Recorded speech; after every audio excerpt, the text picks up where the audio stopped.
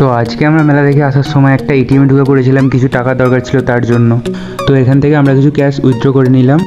So guys, this is Premier Honda where we buy our bike. তো হাউজিংয়ে এসে আমরা এখন সিগন্যালে দাঁড়িয়ে পড়লাম।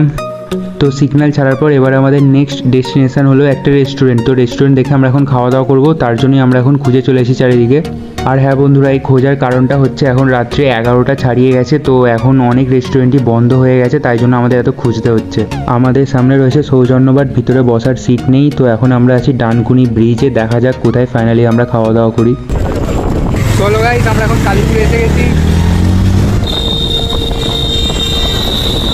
তো একটা রেস্টুরেন্ট আমাদের সামনে আছে, তো চলো যাই গিয়ে দেখি, জিজ্ঞাসা করি।